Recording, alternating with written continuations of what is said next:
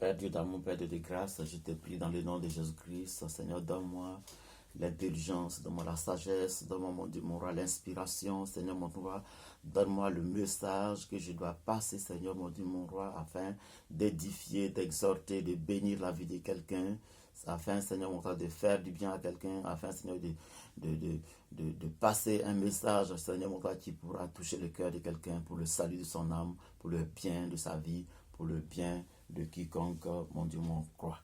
Seigneur mon roi, merci beaucoup. Je m'abandonne en tes mains. Je te supplie, Seigneur, fais grâce. Seigneur, je sais que sans ta grâce, Seigneur, l'être humain est voué, mon Dieu, à la perdition. Je te supplie, fais grâce, Seigneur. Au nom de Jésus-Christ, pardonne, Seigneur, nos fautes, pardonne nos faiblesses et aide-nous, Seigneur, à pouvoir transcender, à pouvoir percer, à pouvoir aller au-delà de nos limites, au nom de Jésus-Christ. Ainsi, je me base sur ce passage de 2 Chroniques 7. Donc, 2 Chroniques 7, verset 14, où il déclare: si mon peuple, sur qui est invoqué mon nom, s'humilie, prie et cherche ma face, et s'il se détourne de ses mauvaises voies, je l'exaucerai des cieux, je lui pardonnerai son péché et je guérirai son pays. Ainsi dit l'Éternel des armées.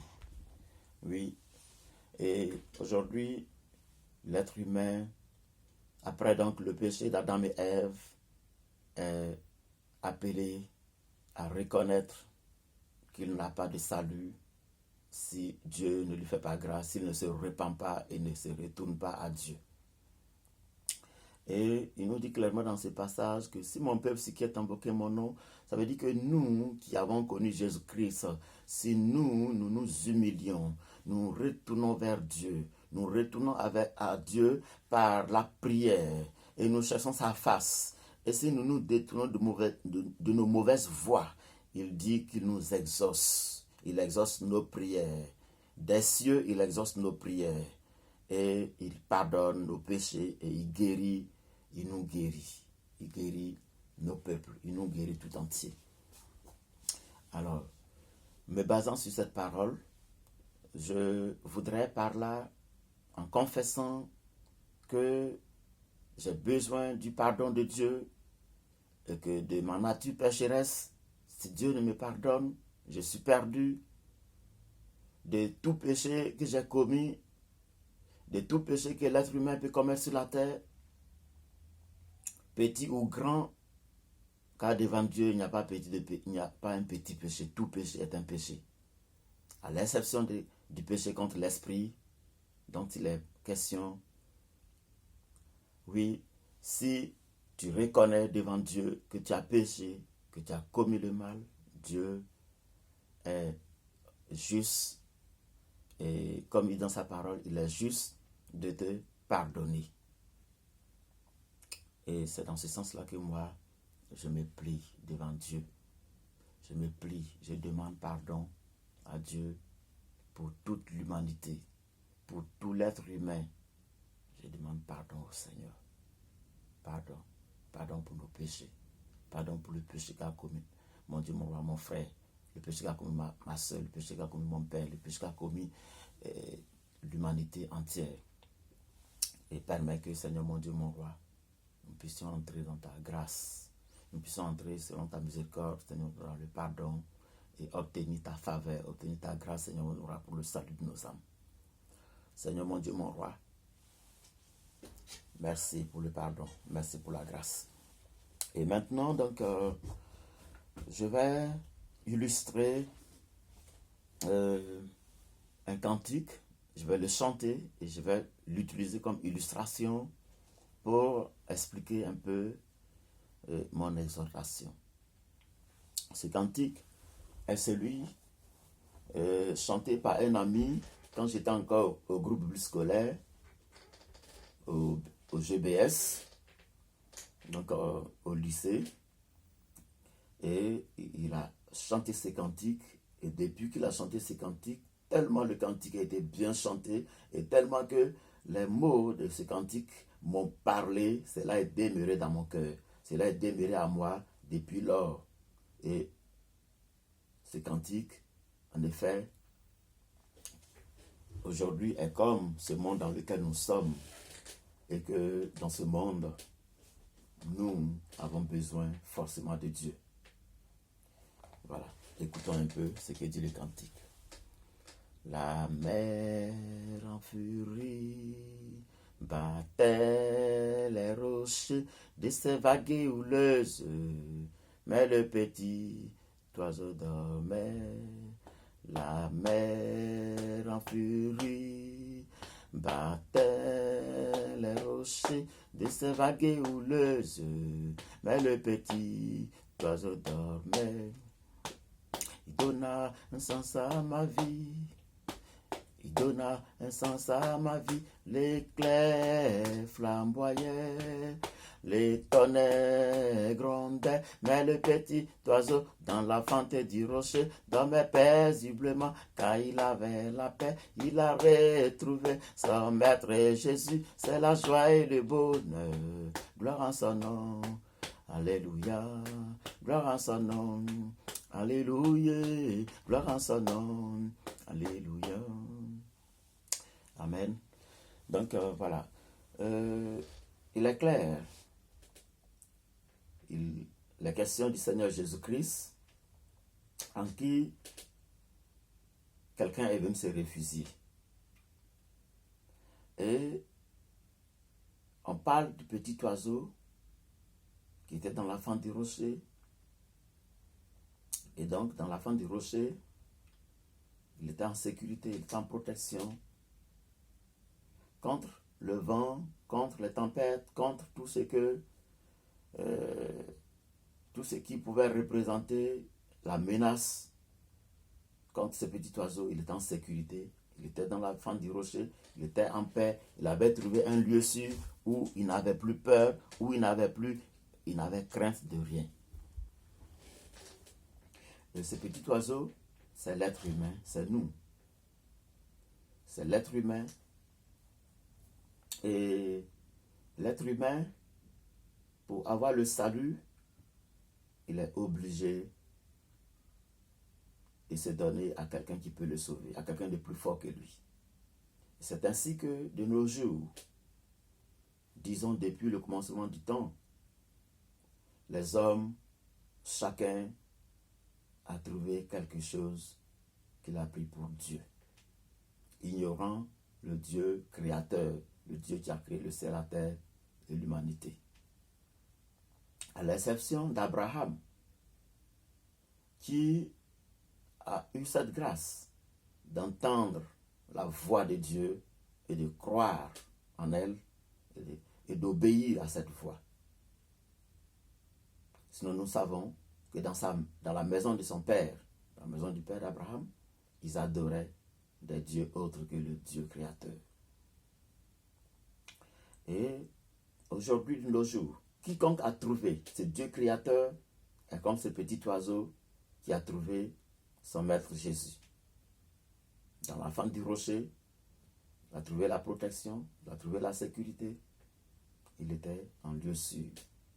Et c'est ainsi pour chacun de nous qui avons trouvé Jésus. Nous avons trouvé la sécurité, nous avons trouvé la vraie protection, nous avons trouvé en tout cas le salut. Car Jésus lui-même dit dans Jean 14, verset 6, « Je suis le chemin, la vie et la vérité. Nul ne vient au Père sans passer par moi. » Voilà. Donc, et il va encore plus loin dans Matthieu 11, 28, où il lance cet appel. Il dit, « Venez à moi, vous tous qui êtes fatigués et chargés, et je vous donnerai du repos. » Il dit, « Venez à moi,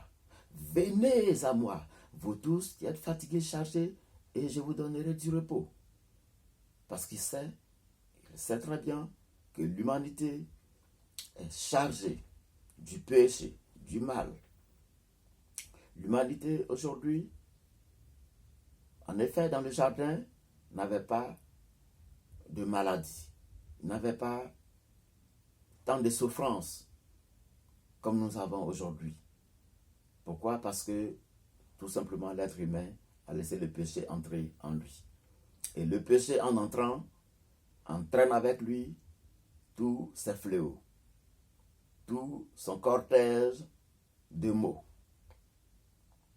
Et c'est pourquoi l'être humain peut se retrouver aujourd'hui malade. L'être humain peut se retrouver aujourd'hui dans le désert, dans le désespoir, dans la détresse. Et particulièrement pour nous qui sommes en Europe ici, frappés par tant de stress. Si tu n'as pas Jésus, tu es tout simplement livré à toi-même et tu n'as aucune chance, si je peux me permettre du mot, de t'en sortir sans Jésus.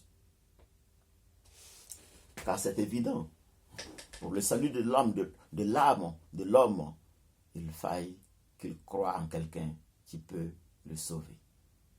Et c'est pourquoi Jésus-Christ est venu. Jésus-Christ s'est donné. Il est mort à la croix du Golgotha afin de porter le poids du péché de l'humanité. Et quiconque reviendrait à Christ, simplement reconnaissant qu'il a péché, reconnaissant qu'il ne peut avoir de salut sans lui, obtient grâce et miséricorde pour le salut de son âme. Car nous savons que la vie que nous menons ici-bas, c'est une vie passagère. Mais la vie après la mort, c'est la vie de l'éternité. Soit tu es dans l'éternité, pour la vie éternelle, pour la vie dans la joie, dans la paix, dans la grâce, dans l'abondance de Dieu, dans le paradis, ou tu es dans l'éternité pour l'enfer, où il y a des grincements de dents, où il y a les pleurs, où il n'y a point de joie. Voilà. Donc, ceci étant, je lance un appel à quiconque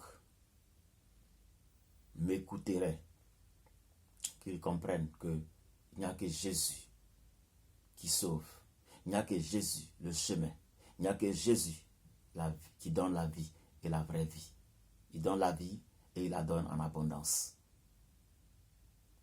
Alors, mon frère, ma soeur, qui que tu sois, grand ou petit, roi ou prince ou président, ou quelque puissant que tu sois, tu as besoin de Jésus.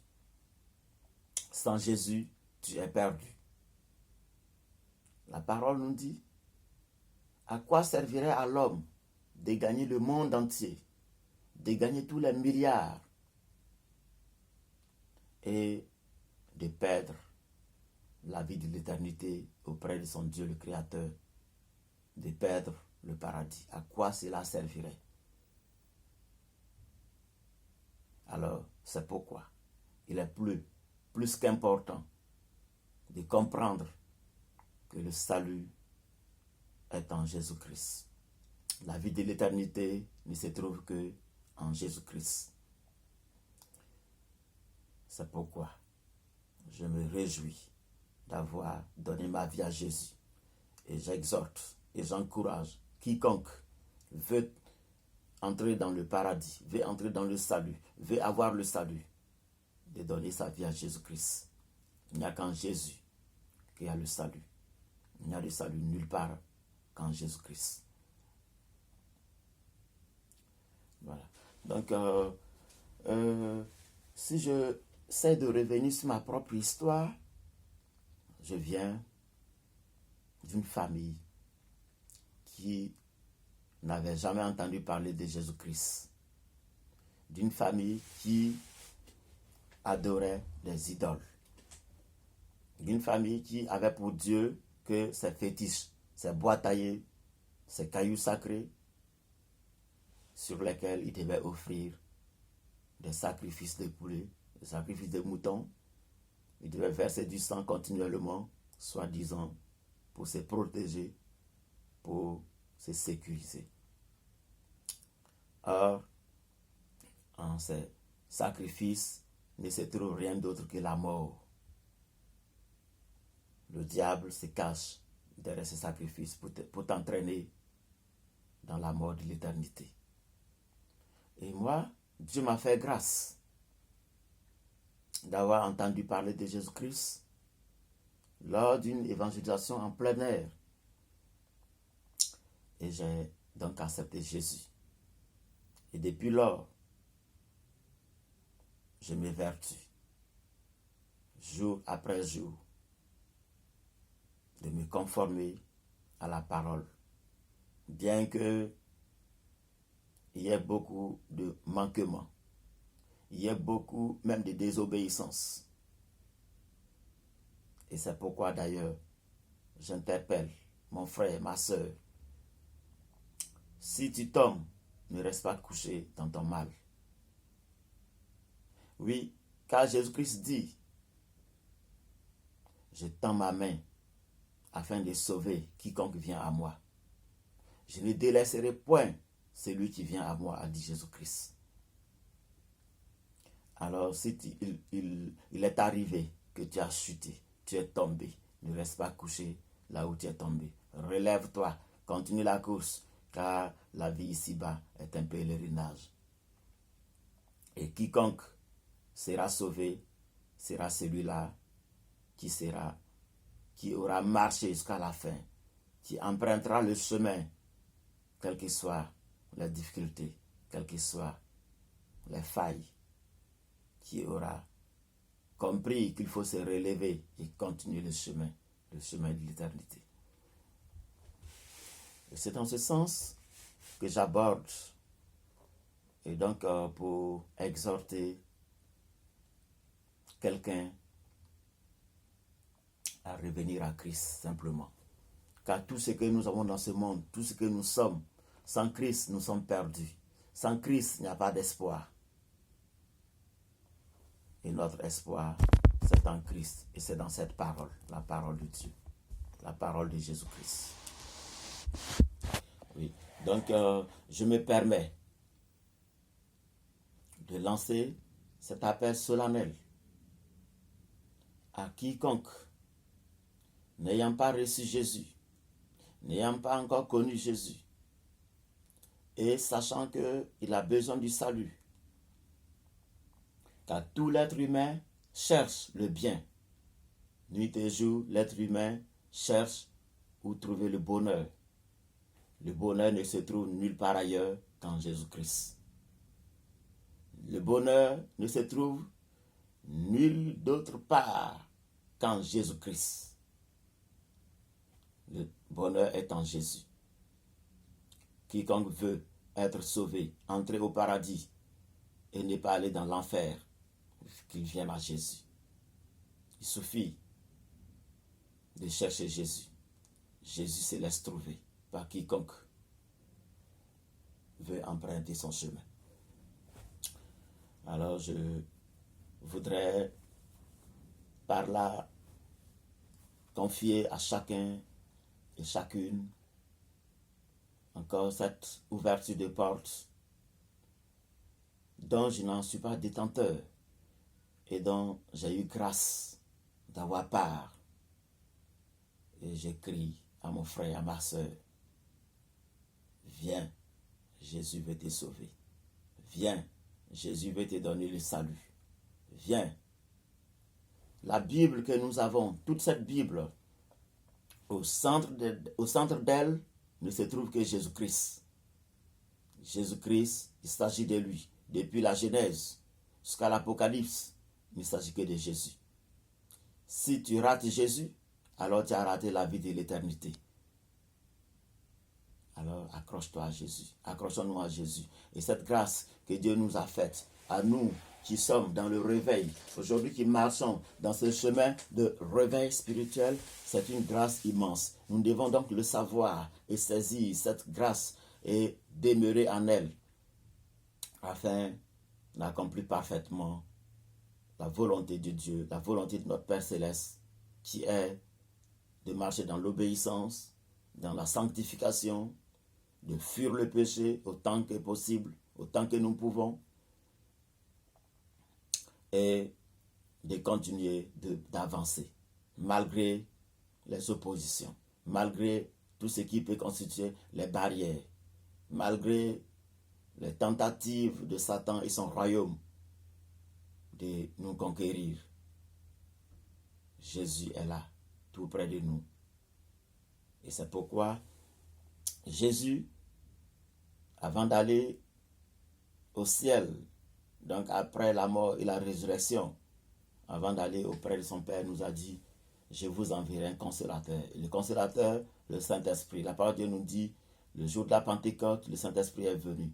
Et depuis lors, le Saint-Esprit est là, présent pour quiconque veut réellement demeurer en lui, demeurer dans la sanctification, demeurer dans la vie de l'éternité. Le Saint-Esprit est là pour t'accompagner, pour te guider, pour t'instruire, pour te parler. Et c'est pourquoi nous, qui sommes dans le réveil, nous prions nuit et jour afin d'être remplis de la présence de l'Esprit Saint pour mieux faire l'œuvre de Dieu, pour mieux avancer et pour plaire uniquement à Dieu, notre Créateur. Et surtout en Jésus-Christ, en qui il s'est manifesté pour que par Jésus, l'humanité tout entière soit sauvée. Car par Adam, l'humanité tout entière était condamnée. Alors, que toute la gloire, l'honneur revienne à Dieu le Père, lui qui nous permet de faire toutes choses à la gloire de son nom. Louange et gloire à toi, Papa, au nom de Jésus-Christ. C'en est fini pour aujourd'hui. Que toute la gloire, l'honneur revienne à notre Dieu, au nom de Jésus-Christ. Amen.